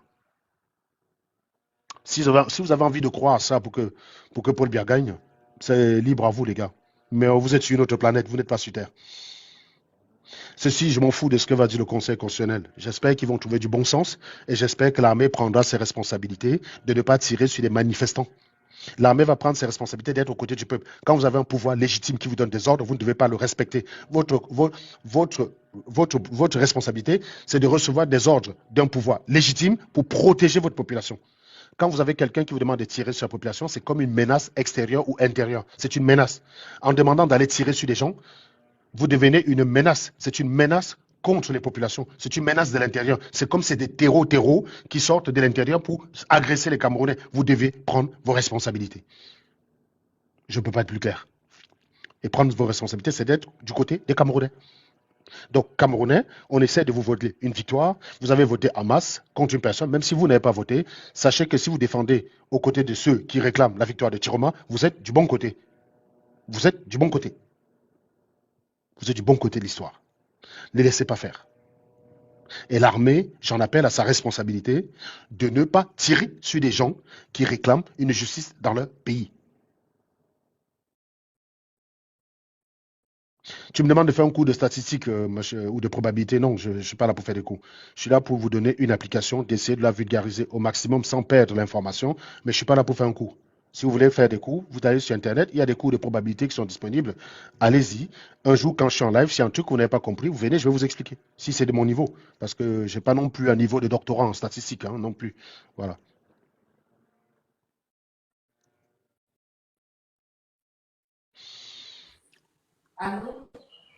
Merci. Donc, 2 minutes, donc j'ai encore 5 minutes pour finir. Bonjour, Madame Kemda, ou Monsieur Kemda. Vous avez une photo de femme, c'est troublant. Mettez souvent les photos d'hommes. Bonsoir, Monsieur Sèche. Bon, je suis le président du mouvement Fan Club Kemda, ici au Cameroun. Donc, Kemda, c'est une activiste qui lutte pour la libération du Cameroun et il a été de notre devoir de soutenir ces jeunes dames qui a pris sur elles ce combat noble. Donc, nous avons ici au Cameroun le Fan Club qui est représenté dans 10 régions. Le Cameroun, donc nous sommes partout. Et c'est l'occasion pour moi de dire à la jeunesse camerounaise, pour ceux qui veulent intégrer le mouvement, vous êtes libres pour soutenir cette dame. Merci. Merci. Hein. Tu as autre chose à rajouter? Oui, Monsieur Sèche, j'ai écouté votre live. Tout ce que vous avez dit là, vraiment, félicitations à vous. Félicitations. Parce que vos calculs sont exactement ça. C'est ça. Donc, nous, la jeunesse ici au Cameroun, nous vous suivons et nous vous disons également que ne nous abandonnez pas. Parce que ce que vous faites là, il n'y a que vous qui pouvez faire ça. Donc, merci à vous et je suis de tout cœur avec vous. Je suis de tout cœur avec vous. S'il y a quelque chose que vous vouliez que nous fassions pour vous ici au Cameroun, nous allons le faire. Et j'invite la jeunesse camerounaise que chacun prenne sa responsabilité. La peur doit dégager de votre camp. La peur ne doit pas être du camp du peuple. Nous devons le mettre ça à côté parce que nous avons fait un tour dans les marchés. Vous avez vu les Camerounais. Aujourd'hui, le tapioca est devenu rare. Les Camerounais ont ravagé tous les tapioca pour le mettre dedans parce que, soit disant que non, s'il y a un trouble là, les gens vont rester dans la maison, manger le tapioca et puis ne pas sortir. Non. La libération d'un pays se fait de manière collective. Et ça se fait de manière unilatérale. On ne doit pas laisser les gens aller sortir, aller revendiquer et l'autre il reste à la maison. Non. Si nous sommes 500 dans la rue, on va tous nous écraser. Alors que nous sortons par millions pour aller revendiquer ce qui nous revient de droit. Je pense que là, nous, on va gagner. Je ne voudrais pas qu'au nord, il soit 500 000 et qu'à Douala, on soit 100. Non, c'est pas possible. Ne laissons pas le combat entre les mains des gars du Nord. C'est un combat national, pour une cause nationale, pour la libération de notre pays. Je rappelle encore, le Cameroun est notre bien commun. C'est le bien de tout le monde. C'est le bien de tous les Camerounais. Donc, il n'est pas question de l'exclusion de qui que ce soit. Mon cher Camerounais, si tu te sens opprimé, si tu te sens délaissé, si tu te sens victime du régime en place, alors c'est l'occasion pour nous de sortir et d'exprimer notre ras-bol. Le mot manifestation ne veut pas dire qu'on va sortir, mettre le Cameroun en feu en sang. Non, ces gars ont peur, je ne sais pas pourquoi ils ont peur de mot manifestation. Une manifestation peut être pacifique, nous l'avons vu en 2020. Les manifestants du MSD ont manifesté. Est-ce qu'on peut chasser Paul Biya avec une manifestation pacifique? Oui, oui, Comment? oui, grand frère, c'est possible. Comment? Bon, en paralysant l'économie, par exemple, ça veut dire quoi? On dit peut-être Vous croyez que, qu'on vous sort. croyez que si on paralyse l'économie et que lui, ça n'a pas d'impact sur lui et sa clique, tu crois qu'ils vont dire, bon, on démissionne parce qu'on est responsable? Je pense que la responsabilité qu'ils n'ont pas maintenant de reconnaître le vrai vainqueur et d'abandonner, c'est celle qu'ils vont l'avoir si on paralyse l'économie? Moi, je crois pas. Hein. Je suis pas un rêveur, mais sincèrement, ce n'est pas avec ce genre de discours que vous allez... Non, non, il faut que les gens se montrent déterminés à empêcher le pays de fonctionner correctement, que ce soit économiquement, que ce soit en tout. C'est-à-dire qu'il n'y ait plus d'autorité nulle part, jusqu'à ce que ces gens, même s'ils ont un pouvoir, que ce pouvoir soit une plaie pour eux, ils sont obligés d'abandonner et qu'ils se sentent en danger partout. Voilà. Oui, grand frère, mais la particularité du peuple camerounais, c'est que Par exemple, nous ne si tout le sommes monde pas un achète, peuple. si tout le monde achète des cocktails Molotov, les cocktails Molotov, c'est pas compliqué à fabriquer. Hein. Vous commencez à cramer les maisons de ces gars-là. C'est-à-dire qu'à Tangana, lui, c'est là que s'il lit n'importe quoi là, on va cramer sa maison à Yaoundé, on va aller cramer sa maison au village. Là, on n'est plus à l'acte au pacifisme. Tu n'as pas affaire à des gens raisonnables. Tu fais ça quand tu... C'est comme la grève de la faim. Tu appliques la grève de la faim dans un endroit humaniste où les gens vont dire oula, non, non, non, non, non, si on ne fait pas ça, il va d'ailleurs. Mais dans un endroit où les gens n'ont pas de cœur pour toi, la grève de la faim, tu crois que ça va les empêcher de dormir? Est-ce que tu as vu les gens faire la grève de la faim au Cameroun? Les Camerounais ne sont pas des humanistes. Tu fais la grève de la faim, il va dire ah, tu vas finir, toi-même, tu vas aller manger. Il s'en bat les couilles. Alors qu'en Europe, tu fais la grève de la faim, on va t'écouter parce qu'on ne veut pas que tu meurs. Si tu meurs, c'est la responsabilité de la collectivité qui n'a pas su t'entendre, qui n'a pas su t'empêcher de mourir. Donc la grève de la faim, ça marche dans des endroits où les gens sont humanistes. Ils écoutent, ils comprennent et ils réagissent. Ça marche pas au Cameroun, mon ami. C'est pas comme ça. Achetez les cocktails Molotov, les gars. Achetez les cocktails. Ils ont ramassé les pneus. Achetez les cocktails Molotov. Faire un cocktail Molotov, c'est pas compliqué. Et le manuel, tu l'as sur Internet. Vous commencez à menacer la maison de ces gars. Vous leur dites, les gars, le lundi, tentez de dire que Paul Biya a gagné. C'est vous qui allez payer les conséquences. C'est pas Paul Biya. Parce que son palais est gardé, mais votre palais n'est pas aussi gardé que le sien. Vous leur dites que même si vous restez 5 ans, à tout moment, votre maison peut cramer. Ok. Ok. Vous ne pouvez pas avoir un ministre qui vient tout le temps, qui parle aux enfants, aux Camerounais, qui parle aux Camerounais comme si les Camerounais étaient... Il se prend pour un instituteur. À bon entendeur, salut. Tu as jamais entendu un ministre comme ça par là ailleurs? Tu ne parles pas à tes citoyens comme si c'était des gamins. Monsieur, sachez qu'au Cameroun, même en saison sèche, le sol glisse. À bon entendeur, salut. En menaçant, quoi. Mais mec, tu es là pour protéger ta population, tu es là pour la servir, tu n'es pas là pour la menacer. Le mec, il se croit il se prend pour un instituteur camerounais dans une salle de primaire au Cameroun. Parce que même ici, un enseignant ne parle pas comme ça aux élèves. Tu ne verras jamais un enseignant parle comme ça aux élèves. Le lendemain, il dégage. J'ai dit bien, le lendemain, il dégage. C'est pas comme ça qu'on parle aux gens. Vous avez en face de vous des voyous. Ceux qui vous diraient, c'est des voyous. Vous ne pouvez pas appliquer des méthodes de sensé avec des voyous. S'ils prennent des pneus, j'ai dit cocktail Molotov. Point barre. Vous cramez tout. C'est votre argent. Vous ne pouvez pas le faire par la paix. Cramez tout. Si vous faites ça, Paul Biya prend l'avion et fuit comme Mobutu. Mais si vous allez pour dire manifestation pacifique, on sort, on tape la marmite, on tape les trucs sous couvercle, les gars, désolé. Hein. Donnez directement le mandat à Paul Biya. On passe dessus, on arrête de faire tout ce qu'on fait là. C'est bon. Voilà. On n'a plus à discuter. Dites une fois, Paul Biya, reste. C'est ton pouvoir. Grand frère, M. Serge, vous savez que M. Paul Biya a régné le Cameroun pendant 43 ans avec la loi de Machiavel. Donc, il a bien lu la loi de Machiavel. C'est-à-dire instaurer la peur pour mieux régner. Mais tu sais, le sentiment de peur est plus puissant que la peur. Hein? Je sais ce que tu veux dire. C'est juste que je vais arrêter bientôt. Je vais essayer de gagner du temps. Okay. Le sentiment de peur est plus important que la peur. Le sentiment de peur, ça te maintient apeuré où que tu te trouves. Alors que la peur, tu n'as peur que quand c'est présent devant toi. Mais le sentiment de peur est plus puissant. C'est pour ça que le vrai esclavage, ce n'est pas les chaînes physiques, c'est les chaînes mentales. Parce que ça contrôle la personne où qu'elle soit. Une meuf qui est sous l'emprise de son gars, qui a tellement peur de son gars, partout où elle a, dès qu'un gars lui dit bonjour, elle croit que son gars est en train de la voir. Elle a peur. Alors que si tu surveilles ton gars, avec son téléphone, tu mets un traçage GPS sur elle et qui a qu'avec ça, tu la tiens, mais qu'elle est mentalement libre, elle va te déjouer. Elle connaît par quel moyen tu peux l'attraper. Elle va te déjouer, mon gars. Elle va te déjouer. Elle dit, ah, tu suivais mon téléphone, pas de problème. Je m'en vais chez une amie que tu connais très bien, je dépose mon téléphone là-bas, je prends un téléphone prépayé que j'ai mis là, je communique à mon gars, je m'en vais à l'hôtel. Tu es là, tu regardes le téléphone. Ah, c'est chez Sabine. Ah, ma fille est chez Sabine. Elle est en train de piner ailleurs. Elle est libre, mon gars. C'est ça votre problème, en fait. C'est-à-dire que la chaîne la plus puissante, c'est la chaîne mentale. On vous a créé un sentiment de peur alors que je vous dis, vous êtes 5000 à la poste là, déterminés, Exactement. vous avancez vers tout dit. Paul Biya va fuir. Parce que l'armée ne peut pas tirer sur 5000 personnes, ça devient une hécatombe. L'armée peut tirer sur 20 personnes devant elle. On va ramasser les cadavres, on amène dehors. Tu vas tirer sur 5000 personnes comment? Tu as 10 000 personnes devant toi là qui se dirigent vers tout dit. Tu vas tirer sur eux. Tu vas tirer sur eux. Ils vont tirer sur les 2, 3 premiers, mais les restes, ils vont arrêter quand ils vont voir que les gars sont déterminés. Tu vas entendre qu'un hélicoptère exfiltré, Paul Biya, il est en train de se barrer. C'est comme ça que ça marche. Donc non, manifestation pacifique. Si tu veux faire une manifestation pacifique, je te conseille, hein, perso, si c'est ça ton plan, gars, reste chez toi. Parce qu'on va t'arrêter pour rien. Rentre chez toi, tu applaudis la décision du Conseil constitutionnel lundi et on repart pour 7 ans de Paul Biya. Ok, grand frère. Bon, ce que je voudrais également dire pour chuter enfin, je veux dire aux militaires, s'il vous plaît, nous ne sommes pas vos ennemis. Mardi là, je ne sais pas si ce sera mardi ou ce sera lundi que ça va commencer. Nous ne sommes pas vos ennemis. Nous réclamons juste nos droits, la vérité des urnes. S'il vous plaît, nous allons avoir des drapeaux en main et sur notre corps. Nous sommes là pour revendiquer juste la vérité des urnes.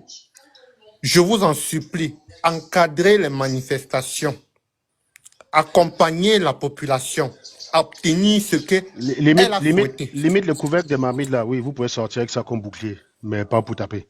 Non, ça marchera pas. En tout cas, merci beaucoup Kemda, hein, et je soutiens évidemment de cœur ton truc. Mais encore une fois, j'ai un commentaire sur la méthode qui n'est pas efficace. On peut pas avoir des méthodes de voyous. Moi, je suis pas quelqu'un de violent, je suis contre les actions violentes à tout moment. Mais ça, avec les Camerounais, avec les brigands et les malfrats qu'il y a dans votre pays, la méthode douce, c'est pas celle qu'ils vont comprendre. Il faut y aller fort, il faut être déterminé, les gars. Il faut être déterminé. Et ça, c'est pas Merci avec ça, beaucoup, merci. c'est pas avec la. Merci beaucoup. C'est pas donc c'est clairement pas avec une manifestation pacifique. C'est clairement pas avec une manifestation pacifique qu'on va y arriver. Attendez, donne-moi 2 secondes.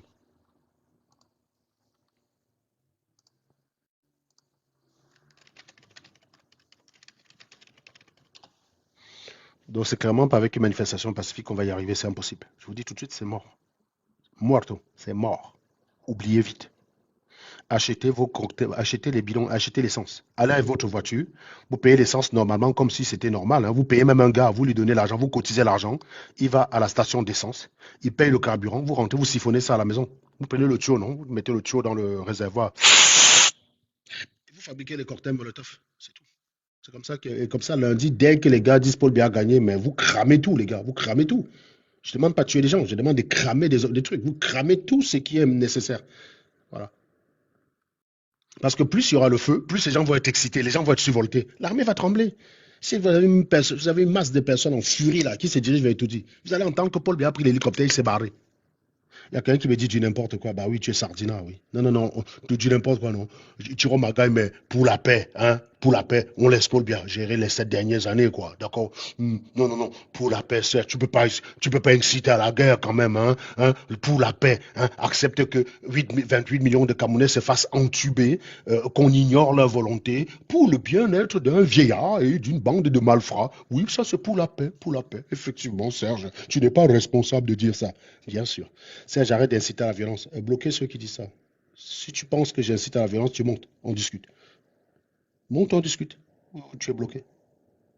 On va reconstruire, mon ami. On va reconstruire. On n'a pas de problème. Et ça va être construit de la meilleure qualité. C'est-à-dire que là, pour le coup, vous allez avoir des gens qui vont venir de la diaspora, qui vont apporter leur savoir-faire. On va reconstruire. Pas de problème. On va reconstruire. Joanna même d'ailleurs qui a quoi brûler une ville qui est sale. Peut-être en brûlant, vous allez brûler toute la poussière, les poubelles qu'on n'arrive pas à collecter là. Ce serait déjà une bonne chose. Non, cramez tout, les gars. Cramez tout. Je n'ai pas demandé de tuer des gens. Non, l'armée ne doit tirer sur personne. Par contre, cramez tout ce qui est cramable. Vous me cramez toutes les bêtises.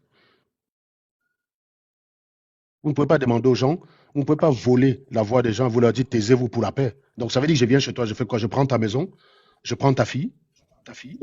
J'ai dit, si tu revendiques, il y aura guerre. Hein. On t'a dit, tais-toi pour la paix. Hein. Non, non, laisse Serge partir avec ta fille et ta maison. Laisse-le dans ta maison avec ta fille. Hein, d'accord? Pour la paix. Pour la paix. Évidemment, tu vas l'accepter. Mais tu ne vas jamais l'accepter pour ta maison. Mais sache que le pays est plus important que ta maison, connard. Merci, madame H3M. Je vous écoute. Non, c'est pas madame, c'est monsieur. Alors, bonjour, monsieur Serge. Je découvre votre live et je découvre votre panel et puis je suis stupéfait. Je suis agréablement surpris et je vous remercie pour ce que vous faites. Donc, c'est la multiplication des voix comme le vôtre qui va permettre à ce qu'on arrive au but. Donc, je voulais, juste parce qu'on a parlé de paix, je voulais intervenir sur ce sujet. Donc, il y a beaucoup de Allez-y. Camerounais qui disent qu'ils veulent ils veulent voir leurs enfants grandir. Donc, comme ils veulent voir leurs enfants grandir, il faut qu'on continue à rester avec ce monsieur qui usurpe le titre de président de la République au pouvoir. Et j'aimerais leur dire que bon, ils veulent voir leurs enfants grandir, certainement dans la paix. Mais ce monsieur qui est au pouvoir et qui l'usurpe n'est pas la garantie de la paix au Cameroun. Non, non, non. Parce que ce monsieur au pouvoir, c'est la garantie d'un lendemain incertain. D'un lendemain incertain. Parce qu'on ne sait pas ce qui nous attend demain avec ces gens au pouvoir. Donc, vous voyez ce qu'ils sont prêts à mettre en place comme batterie pour se maintenir au pouvoir. Donc, c'est la garantie que nous n'aurons pas la paix, en fait. La meilleure façon d'avoir la paix, chers amis qui voulaient voir vos enfants grandir, la meilleure façon d'avoir la paix, c'est qu'on se réunisse tous et qu'on mette ces gens-là dehors. C'est la meilleure façon d'avoir la paix. Pourquoi? Parce qu'après, vous aurez quand même un pays où il y a quand même un semblant de justice, parce qu'actuellement, il n'y a pas de justice là-bas. Il n'y a pas de justice. Il suffit d'un peu d'argent et puis on peut acheter la justice. Donc, il n'y a pas de justice. Donc, une fois que ces gens seront mis à la porte, vous aurez un pays où il y aura un semblant de justice et il y aura un pays où où les gens auront quand même confiance aux institutions. Voilà les deux piliers qu'il faut avoir pour qu'on ait un sentiment de paix dans un pays. Donc, pour l'instant, on n'a pas un sentiment de paix et ce qui nous attend dans quelques années avec ce monsieur, c'est encore pire. Il faut qu'on fasse tout pour que ce monsieur ne décède pas au pouvoir. Il faut qu'on fasse tout pour qu'il ne décède pas au pouvoir. Pour cela, il faut qu'on se réunisse et qu'on l'accompagne vers la sortie. C'est comme ça qu'on aura la paix. Vous qui voulez voir vos enfants grandir. Plutôt que de couper le live, plutôt que de couper le live, je préfère monter les gens qui peuvent vous accompagner dans le live pendant que je fais autre chose. Vu qu'il y a du monde et qu'il y a des gens qui ont des questions, je sais qu'il y a des questions greffiers, des Richter et Codette peuvent répondre. Donc, les gars, je vous laisse la main. D'accord. Donc, je vais rapidement chuter. Donc, j'ai dit tout ce que j'avais à dire pour ceux, et je m'adresse à ceux-là, c'est important, pour ceux qui disent qu'ils veulent voir leurs enfants grandir, vous allez voir vos enfants grandir dans un Cameroun sans Paul Biya. Un Cameroun avec Paul Biya, vous n'avez pas la garantie de voir vos enfants grandir. Ça, c'est sûr. Parce que, il reste au pouvoir, vous n'aurez pas la paix. Il y a des gens qui sont en prison pour rien. Les Biboun Isaac et tout ça, là, on ne sait pas ce qu'ils ont fait pour être en prison. La photo qui est sur mon profil, là, c'est une jeune dame qui était enseignante. Elle est rentrée à la maison et un mercenaire de Biya a tiré sur elle et elle est décédée. Donc, il n'y a pas de paix. Il y a la guerre dans le Nozo et puis le Nord est en train de se diviser. Il n'y a pas de paix avec ce monsieur. La seule façon d'avoir la paix avec ce monsieur, la seule façon d'avoir la paix au Cameroun, c'est que ce monsieur parte du pouvoir. Il ne faut même pas qu'il décède là-bas. C'est encore pire. Donc, il faut que vous vous réunissez, vous qui voulez voir vos enfants grandir, il faut que vous vous réunissez et qu'on l'accompagne tous. Plus on sera nombreux, plus ce sera dans la paix. Et moins on est nombreux, plus il y aura des victimes. Donc, il faut qu'on soit nombreux, massivement nombreux dans les rues pour que ce monsieur s'en aille dans la paix, pour qu'il fuit, comme le peureux qu'il a toujours été, pour qu'il fuit le Cameroun. Donc, voilà ce qu'il voulait dire. Après, ça n'est plus rien à dire. Merci.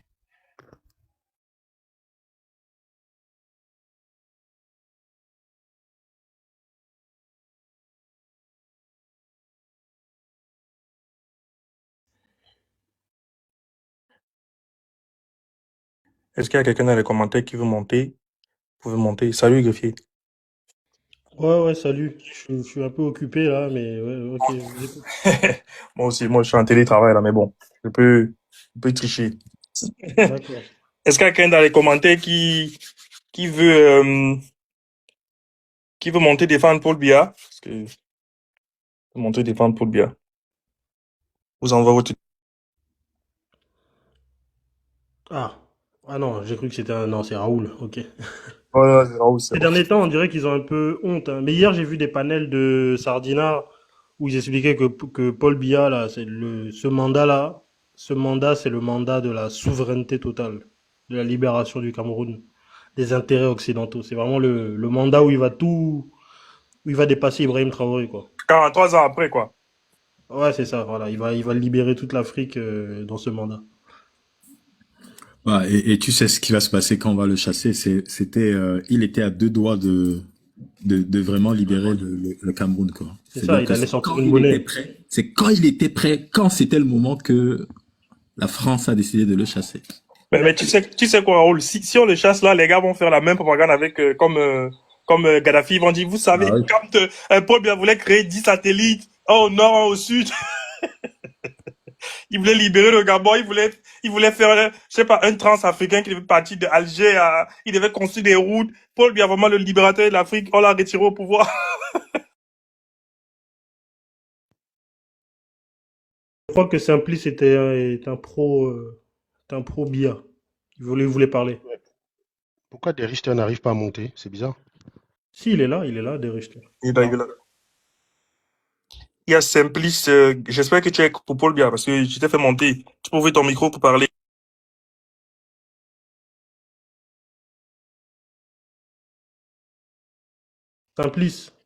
Simplice Gang Badjo.